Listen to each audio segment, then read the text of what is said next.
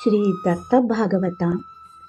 ಶಿವಂ ಶಾಂತಂ ಪ್ರಸನ್ನಂ ಓಂಕಾರಂ ಸಚ್ಚಿತ್ಸುಖ ಕೇವಲಂ ಭಕ್ತ ಮುಕ್ತಿಪ್ರದಂ ವಂದೇ ದತ್ತಾತ್ರೇಯಂ ಜಗದ್ಗುರುಂ. ಭಾಗ 4. ಉತ್ತರಕಾಂಡ. ದ್ವಿತೀಯ ಸ್ಕಂದ. ಶ್ರೀ ನರಸಿಂಹ ಸರಸ್ವತಿ ಅವತಾರ. ಅಧ್ಯಾಯ 16. ಗುರುಗಳ ಗಾಣಗಾಪುರದ ಪ್ರಸಂಗಗಳು 10. ಗುರುಗಳು ತನ್ನ ಭಕ್ತನಾದ ನೇಕಾರನಿಗೆ ಶ್ರೀಶೈಲ ಯಾತ್ರೆ ಮಾಡಿಸಿದ್ದು. ಕಲಿಯುಗದಲ್ಲಿ ಸಾಕ್ಷಾತ್ ದತ್ತಾತ್ರೇಯನ ದ್ವಿತೀಯ ಅವತಾರಿಯಾದ ಶ್ರೀ ನರಸಿಂಹ ಸರಸ್ವತಿ ಗುರುಗಳು ಗಾಣಗಾಪುರದಲ್ಲಿರುವಾಗ ಒಬ್ಬ ನೇಕಾರನು ಗುರುಗಳಲ್ಲಿ ಅತ್ಯಂತ ಭಕ್ತಿಯನ್ನಿರಿಸಿ ನಿತ್ಯವೂ ಬಂದು ಅವರಿಗೆ ನಮಸ್ಕರಿಸುತ್ತಿದ್ದನು. ಅವನು 3 ಪ್ರಹರದವರೆಗೆ ತನ್ನ ಮನೆಯ ಉದ್ಯೋಗ ವ್ಯವಹಾರಗಳನ್ನು ಮಾಡಿ ನಂತರ ಗುರುಗಳಿರುವಲ್ಲಿಗೆ ಬಂದು ಮಠದ ಮುಂದಿನ ಅಂಗಳವನ್ನು ಗೂಡಿಸಿ ಗುರುಗಳಿಗೆ ನಮಸ್ಕರಿಸುತ್ತಿದ್ದನು. ಹೀಗಿರಲು ಒಂದು ಶಿವರಾತ್ರಿಯ ದಿನವು ಸಮೀಪಿಸಲು ಅವನ ತಂದೆ ತಾಯಿ ಬಂಧು ಬಳಗದವರು ಶ್ರೀಶೈಲ ಯಾತ್ರೆಗೆ ಹೊರಡಲೆಂದು ಆ ನೇಕಾರನನ್ನು ತಮ್ಮೊಂದಿಗೆ ಯಾತ್ರೆಗೆ ಬರಲು ಹೇಳಿದರು. ಆಗ ಅವನು, ನನಗೆ ಶ್ರೀಶೈಲ ಪರ್ವತವು ಇಲ್ಲಿಯೇ ಇದೆ, ನನ್ನ ಗುರುಗಳೇ ಮಲ್ಲಿಕಾರ್ಜುನರು, ನಾನು ಬರುವುದಿಲ್ಲವೆಂದು ಹೇಳಲು ಎಲ್ಲರೂ ಇವನೊಬ್ಬ ಹುಚ್ಚನೆಂದು ಗೇಲಿ ಮಾಡಿ ಅವರೆಲ್ಲರೂ ಯಾತ್ರೆಗೆ ಹೊರಟು ಹೋದರು. ಇತ್ತ ಅವರೆಲ್ಲರೂ ಹೋದ ತರುವಾಯ ಆ ನೇಕಾರನು ಗುರುದರ್ಶನಕ್ಕೆ ಬರಲು ಗುರುಗಳು ಅವನು ಯಾತ್ರೆಗೆ ಏಕೆ ಹೋಗಲಿಲ್ಲವೆಂದು ಪ್ರಶ್ನಿಸಿದರು. ಆಗ ಅವನು, ಸರ್ವ ತೀರ್ಥಯಾತ್ರೆಗಳು ತಮ್ಮ ಚರಣದಲ್ಲಿವೆ, ನಿಮ್ಮ ದರ್ಶನವನ್ನು ಬಿಟ್ಟುಕೊಟ್ಟು ಆ ಕಲ್ಲಿನ ಲಿಂಗವನ್ನು ನೋಡಲಿಕ್ಕೆ ಹೋಗುವುದು ಮೂರ್ಖತನವೆಂದು ಹೇಳಿದನು. ಹೀಗಿರಲು ಮುಂದೆ ಕೆಲವು ದಿನಗಳಲ್ಲಿ ಮಾಘವಂದ್ಯ ಚತುರ್ದಶಿ ಮಹಾಶಿವರಾತ್ರಿಯು ಬರುವುದು.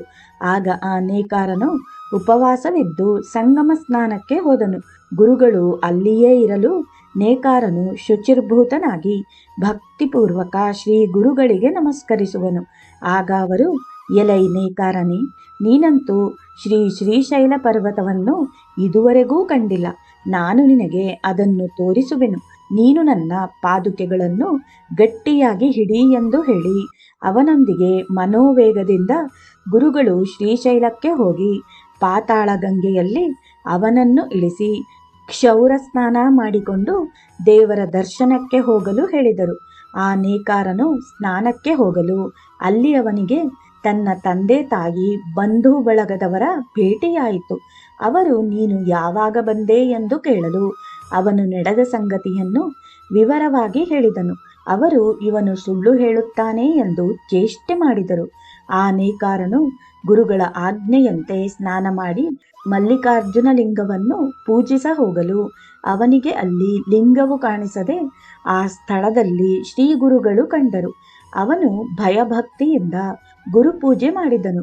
ನಂತರ ಅವನು ಗುರುತಿಗಾಗಿ ಪ್ರಸಾದವನ್ನು ಪಡೆದು ಮತ್ತೆ ಗುರು ಸನ್ನಿಧಿಗೆ ಬಂದನು.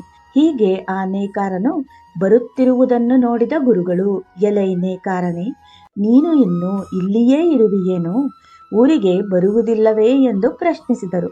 ಆಗ ಅವನು ಎಲ್ಲ ಸಂಗತಿಯನ್ನು ಗುರುಗಳ ಮುಂದಿಟ್ಟು ಶ್ರೀಶೈಲ ಮಹಾತ್ಮೆಯನ್ನು ತಿಳಿಸಲು ಭಿನ್ನವಿಸಿದನು.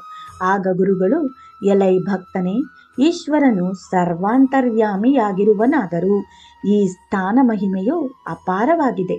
ಇದರ ಕುರಿತು ಸ್ಕಂದ ಪುರಾಣದಲ್ಲಿರುವ ಒಂದು ಕಥೆಯನ್ನು ನಿನಗೆ ಹೇಳುವೆನು, ಚಿತ್ತಿಸು ಎಂದು ಹೇಳಿ ಗುರುಗಳು ಶ್ರೀಶೈಲ ಮಹಾತ್ಮೆಯನ್ನು ಹೇಳತೊಡಗಿದರು. ಅದು ಎಂತೆಂದರೆ, ಹಿಂದಕ್ಕೆ ವಿಮರ್ಶಣನೆಂಬ ಒಬ್ಬ ರಾಜನು ವಿಖ್ಯಾತವಾದ ಕಿರಾತ ದೇಶವನ್ನಾಳುತ್ತಿದ್ದನು. ಅವನು ಸದಾ ಬೇಟೆಯಾಡಬೇಕೆಂಬ ಬುದ್ಧಿಯುಳ್ಳವನಾಗಿದ್ದನಲ್ಲದೆ ಚಂಚಲ ಚಿತ್ತನೂ ಅಲ್ಲದೆ ಸಕಲ ಜಾತಿಯ ಸ್ತ್ರೀಯರಲ್ಲಿ ಆಸಕ್ತನೂ ಆಗಿದ್ದು ಗ್ರಾಹ್ಯವೆಂಬ ವಿಚಾರ ಮಾಡದೆ ಸರ್ವ ಮಾಂಸ ಭಕ್ಷಣ ಮಾಡುವ ದುರಾಚಾರಿಯಾಗಿದ್ದನು. ಇಷ್ಟಿದ್ದರೂ ಕೂಡ ಅವನು ನಿತ್ಯ ಪೂಜೆಯನ್ನು ವಿಧಿಪೂರ್ವಕವಾಗಿ ಭಕ್ತಿಯಿಂದ ಮಾಡುತ್ತಿದ್ದನಲ್ಲದೆ ಶಿವರಾತ್ರಿಯಂದು ಅನೇಕ ಗೀತ ನೃತ್ಯ ವಾದ್ಯ ವೈಭವಗಳಿಂದ ಭಕ್ತಿಪೂರ್ವಕವಾಗಿ ಶಂಕರನನ್ನು ಪೂಜಿಸುತ್ತಿದ್ದನು. ಅವನ ಹೆಂಡತಿಯಾದ ಕುಮುದ್ವತಿಗೆ ಅವನ ದುಶ್ಚಟಗಳ ಅರಿವಿತ್ತಾದರೂ ಅವಳು ಅವಾವುದನ್ನು ಲಕ್ಷ್ಯಕ್ಕೆ ತಾರದೆ ಪತಿವ್ರತೆಯಾಗಿದ್ದಳಲ್ಲದೆ ತಾನು ಚಂದ್ರಚೂಡನನ್ನು ಭಕ್ತಿಯಿಂದ ಪೂಜಿಸುತ್ತಿದ್ದಳು. ಹೀಗಿರಲು ಒಮ್ಮೆ ಆಕೆಯು ತನ್ನ ಗಂಡನನ್ನು ಕುರಿತು, ಹೇ ರಾಜನ್, ನೀವು ಇಷ್ಟೆಲ್ಲ ದುರಾಚಾರಗಳನ್ನು ಮಾಡುತ್ತಿದ್ದರೂ ಈಶ್ವರನಲ್ಲಿ ಅಷ್ಟೊಂದು ಭಕ್ತಿಯನ್ನಿಡಲು ಕಾರಣವೇನೆಂದು ಪ್ರಶ್ನಿಸಿದಳು. ಆಗ ವಿಮರ್ಶಣನು ಹೇಳತೊಡಗಿದನು, ಹಿಂದಕ್ಕೆ ಪಂಪಾನಗರದಲ್ಲಿ ಒಬ್ಬ ಕುರುಬನ ಮನೆಯಲ್ಲಿ ನಾನು ನಾಯಿಯಾಗಿ ಹುಟ್ಟಿದೆನು. ಒಂದು ಶಿವರಾತ್ರಿಯ ದಿನ ಊರ ಜನರು ಆ ನಗರದ ಶಿವಾಲಯಕ್ಕೆ ಪೂಜೆಗಾಗಿ ಹೋಗಿದ್ದರು. ನನಗೆ ಅಲ್ಲಿ ಏನಾದರೂ ತಿನ್ನಲು ಸಿಗಬಹುದೆಂದು ನಾನು ಅಲ್ಲಿಗೆ ಹೋದೆನು. ಗುಡಿಯೊಳಗೆ ನಡೆಯುವ ಪೂಜೆಯಿಂದ ಆಕರ್ಷಿತನಾಗಿ ನಾನು ಕೂಡ ಆ ವಿನೋದವನ್ನು ನೋಡಲು ಗುಡಿಯ ಬಾಗಿಲಿಗೆ ಹೋಗಲು ಅಲ್ಲಿದ್ದ ಜನರು ಕೋಲು ಕಲ್ಲುಗಳಿಂದ ನನ್ನನ್ನು ಹೊಡೆಯಲು ಬಂದರು. ಆಗ ನಾನು ಪೌಳಿಯೊಳಗೆ ಸುತ್ತಾಡಿದೆನು. ಆಗ ಅವರು ಗುಡಿಯ ಬಾಗಿಲು ಹಾಕಿ ನನಗೆ ಕಲ್ಲುಗಳಿಂದ ಹೊಡೆಯ ಹತ್ತಲು ನನಗೆ ಹೊರಗೆ ಹೋಗಲು ಹಾದಿ ಇಲ್ಲದ್ದರಿಂದ ಆ ದೇವಾಲಯವನ್ನು ಹೊಕ್ಕು ಸವ್ಯ ಪ್ರದಕ್ಷಿಣೆ ಹಾಕಿದೆನು. ಅಡಗಿಕೊಳ್ಳಲು ಅಲ್ಲಿ ಏನೂ ಸ್ಥಳ ಸಿಗದಿದ್ದರಿಂದ ಪುನಃ ಪೌಳಿಯನ್ನು ಸುತ್ತ ಹತ್ತಿದೆನು. ಇಷ್ಟಾದರೂ ಆ ಜನರು ನನ್ನ ಬೆನ್ನು ಬಿಡಲಿಲ್ಲ. ಆಗ ನಾನು ಓಡುತ್ತಾ ಗರ್ಭಗುಡಿಯೊಳಗೆ ಹೊಕ್ಕು ಅಲ್ಲಿ ನಡೆಯುತ್ತಿದ್ದ ಪೂಜೆಯನ್ನು ನೋಡುತ್ತಿರಲು ನೆರೆದವರು ಚೆನ್ನಾಗಿ ಹೊಡೆದು ಆ ಶಿವಾಲಯದಿಂದ ಹೊರಕ್ಕೆ ಹಾಕುವುದರೊಳಗೆ ಅಲ್ಲಿಯೇ ನಾನು ಸತ್ತು ಹೋದೆನು. ಶಿವರಾತ್ರಿಯಂದು ಶಿವಪೂಜೆಯನ್ನು ನೋಡಿ ಉಪವಾಸವಿದ್ದು ಶಿವಾಲಯಕ್ಕೆ 3 ಸಾರಿ ಪ್ರದಕ್ಷಿಣೆ ಹಾಕಿ ಅದರ ಮುಂದೆ ಪ್ರಾಣ ಬಿಟ್ಟಿದ್ದರಿಂದ ಅಲ್ಲದೆ ಅಲ್ಲಿ ಘಟಿಸಿದ ಪುಣ್ಯಫಲದಿಂದ ನಾನು ಈ ಜನ್ಮದಲ್ಲಿ ರಾಜನಾಗಿ ಹುಟ್ಟಿರುವೆನು. ಆದರೆ ಪೂರ್ವ ಜನ್ಮದಲ್ಲಿ ನಾಯಿಯಾಗಿದ್ದುದರಿಂದ ಈಗ ಈ ಜನ್ಮದಲ್ಲಿ ಸರ್ವಭಕ್ಷಣ ಹಾಗೂ ಪರದಾರದತನಾಗಿರುವೆ. ಹೀಗೆ ಗಂಡನ ಪೂರ್ವಜನ್ಮ ವೃತ್ತಾಂತವನ್ನು ಕೇಳಿದ ಕುಮುದ್ವತಿಯು ತನ್ನ ಪೂರ್ವಜನ್ಮದ ವೃತ್ತಾಂತವನ್ನು ಹೇಳಲು ವಿಮರ್ಶಣನಿಗೆ ಅರಿಕೆ ಮಾಡಿಕೊಂಡಳು. ಆಗ ಅವನು, ನೀನು ಹಿಂದಿನ ಜನ್ಮದಲ್ಲಿ ಹೆಣ್ಣು ಪಾರಿವಾಳವಾಗಿದ್ದಿ. ಒಂದು ದಿನ ನೀನು ಮಾಂಸದ ತುಂಡೊಂದನ್ನು ಚಂಚುವಿನಲ್ಲಿ ಹಿಡಿದುಕೊಂಡು ಹಾರುತ್ತಿದ್ದಾಗ ಒಂದು ಗಿಡುಗವು ಅದನ್ನು ಅಪಹರಿಸಲು ನಿನ್ನ ಸಮೀಪ ಓಡಿ ಬಂತು. ಆಗ ನೀನು ವೇಗವಾಗಿ ಹಾರುತ್ತಾ ಅರಣ್ಯ ಪ್ರವೇಶ ಮಾಡಿದರೂ ಗಿಡುಗವು ಬೆನ್ನು ಹತ್ತಲು ವನಾಂತರಗಳನ್ನು ತಿರುಗುತ್ತಾ ಶ್ರೀಶೈಲ ಪರ್ವತಕ್ಕೆ ಹೋದೆ. ಅಲ್ಲಿಗೂ ಆ ಗಿಡುಗವು ನಿನ್ನ ಬೆನ್ನು ಹತ್ತಿ ಬಂತು. ಆಗ ನೀನು ಶ್ರೀಶೈಲ ಗುಡಿಯ ಶಿಖರದ ಸುತ್ತ ಪ್ರದಕ್ಷಿಣಾಕಾರವಾಗಿ ಸುತ್ತಿ ಬಹಳ ಬಳಲಿದೆ. ಆಗ ಆ ಗಿಡುಗವು ನಿನ್ನನ್ನು ತನ್ನ ಕೊಕ್ಕಿನಿಂದ ಹೊಡೆದುದರಿಂದ ನೀನು ಸತ್ತು ಹೋದಿ. ಆ ಪುಣ್ಯಫಲದಿಂದ ನೀನಿಂದು ರಾಜಪತ್ನಿಯಾಗಿರುವೆ ಎಂದು ಹೇಳಿದನು. ಆಕೆಯು ಮತ್ತೆ ತನ್ನ ಹಾಗೂ ತನ್ನ ಗಂಡನ ಬರಲಿರುವ ಜನ್ಮ ವೃತ್ತಾಂತವನ್ನು ಹೇಳಲು ಪತಿಯನ್ನು ವಿನಂತಿಸಿದಳು. ಆಗ ಆಕೆಯ ವಿನಂತಿಯಂತೆ ವಿಮರ್ಶಣನು ಹೇಳತೊಡಗಿದನು.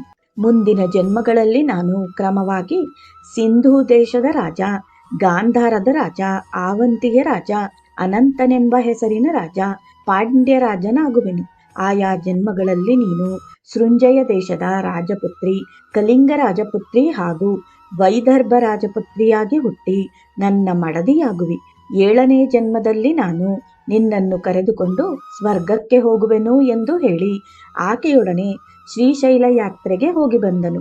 ಹೀಗೆ ಪ್ರತಿ ವರ್ಷ ಶಿವರಾತ್ರಿಯಂದು ಅವನು ತನ್ನ ಹೆಂಡತಿಯೊಡನೆ ಶ್ರೀಶೈಲ ಯಾತ್ರೆ ಮಾಡಿದುದರಿಂದ ಮುಂದೆ 7 ಜನ್ಮಗಳಲ್ಲಿ ಸ್ವರ್ಗವನ್ನು ಪಡೆದನು.